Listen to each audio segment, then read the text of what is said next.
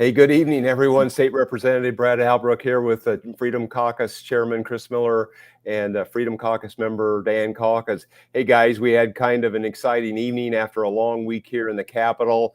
Kind of ended differently than we thought it was going to. Dan, there was an important bill. We're just going to get right into it, ladies and gentlemen. There was an important bill got called about was it 9:15, 9:30? What was the time? I'm kind of losing track of the way things have went here today. It's been a long day. Tell us how it went. Well, it was about 9:30. We're wrapping up. I mean, we've been at this mess since about 1 o'clock this afternoon, and called in, and we've been going through bills just as quick and fast as we can. But every now and then we come across a bill that's really onerous, and we use our ability to make sure that the Democrats have at least 60 of their members in the chamber to vote, because that's the threshold. You have to have 60 votes to pass a bill. So guess what? We got to this very onerous bill. It came out of the Prescription Drug Affordability House Committee, which I am the minority spokesperson on. This is a House bill for you people at home. You can go on and look at House Bill 3957, ilga.gov. 3957 is a bill that was proposed by one of the new radical members of the Democrat caucus.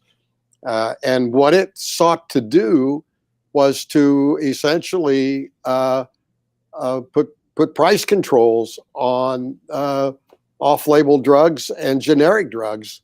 And she had this thing all teed up. It barely got through the committee the first time, and it came back with an amendment. It barely got out of the committee the second time, and I didn't think it was going to go. Didn't think it was actually 39. It's 3957. 3957. And the chairman was kind of reluctant to call it, but then all of a sudden we see that Speaker Welch came in as a chief co-sponsor. So we knew that we were going to see it on the floor. Well, we were ready for it. I heard that the Attorney General's office actually is going to give an opinion that the bill is unconstitutional in how it treats interstate commerce. But we never got to that point. So they called the bill, and we're on parliamentary procedures again, a short debate, which means that you can only have one opponent and one proponent. I'm the spokesman for our committee and should have been given the opportunity to speak first on the bill. Well, guess what? The Dems played a little trick. They got one of their members, Robert DeLuca, to push his button and say he was an opponent of the bill, essentially cut us off. And he said, I'm an opponent of the bill. He asked a couple of lame questions, and then no other opponent could speak. No proponents wanted to speak. So immediately I called for a verified vote. Now, folks at home, verified vote means that we want to see those members voting in the affirmative in their chairs. The speaker in the well makes the announcement. Everybody, please be in your chair, vote your own switches. Well, they tried this crap. We complained loudly that we didn't get a chance to not only to debate the bill, but we had asked for a recorded vote. Well, they had the votes.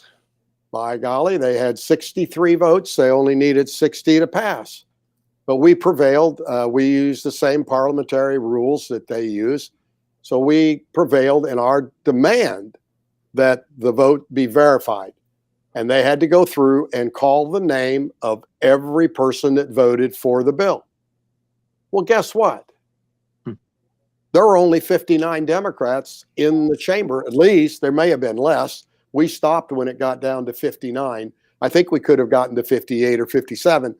But essentially, there were not 60 Democrats in the chamber to vote for this very, very expensive and very important bill. And this is the kind of stuff that these Democrats pull.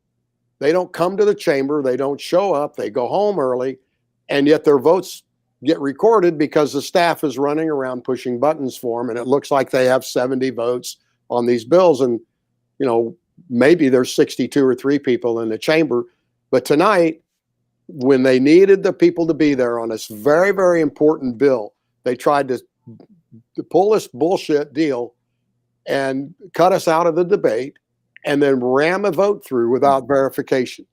So here we go. We stopped it, and so we caused a little chaos in the House chambers tonight. I think it was actually historic. I don't think anybody's ever seen anything like that again. So when we finally got the verified vote and we started to move on to the next bill, and here it is, 10 o'clock, and there's only 2 more hours. Now, everything has to be done today by midnight. So there were only 2 more hours left. We decided, let's just go to caucus. Right. And away we went, and the Dems gave up. They threw up their hands. They knew they didn't have 60 votes to pass any controversial bills. They knew we were going to spend some time off the House floor to run out the clock. So they just said, we're going home. So, guys, we've seen this time and time again, right? Especially when they get in these long days, the Democrat members filter in and out of the chamber room all afternoon and evening until the wee hours. They've got staff members running around pushing their buttons. This isn't hard to see. They don't hide it. And they got called out. I think this was the 4th time this evening that a verification was called, and it was a really, really important bill, and they were short. The members needed to get it done. Chris, what's your thoughts on how this all went down here late this evening? Well, I thought it was pretty interesting, and it was an example of the power of one Freedom Caucus member standing up, calling for verification, standing strong the whole time, because there was a lot of shouting and a lot of chaos going on. But you know, it's just typical of these guys. This is a prime example of why Illinois is broke and people are leaving, because you know this whole week we looked at bill after bill after bill after bill, and all it did was tax more, borrow more, spend more, regulate more, put more restrictions on business, causing life to be difficult for the working class Illinoisan, as well as people that are trying to run their small businesses and be profitable. And they just pile on, and it's just incredible to me the ability that they have to have absolutely no solutions to fix the problems that are plaguing Illinois. And I was so proud of the Freedom Caucus standing up this evening, calling for a caucus, and driving the point to make sure that this business as usual ends and brings some relief to all of us, hopefully. Right. Yeah. Well, we may not be in the majority, but we can't act like we're in the minority all the time. And I think the procedural moves worked to our advantage tonight. Dan, thank you for standing there and waiting them out and calling them out and calling for that caucus. I think was really, really vital. And it iced them down. And they said, we don't have the people here tonight. They did not have the people there without us. And I want to give a shout out to our legal team, particularly Patrick Windhorst, State Rep Patrick Windhorst, who spearheaded the legal challenge to their refusal to have a recorded vote. We had the rules. We had the rules on our side, and our legal team made sure to press the issue every time the Democrats tried to squirm out of it. You know, we held them accountable, and we were victorious tonight.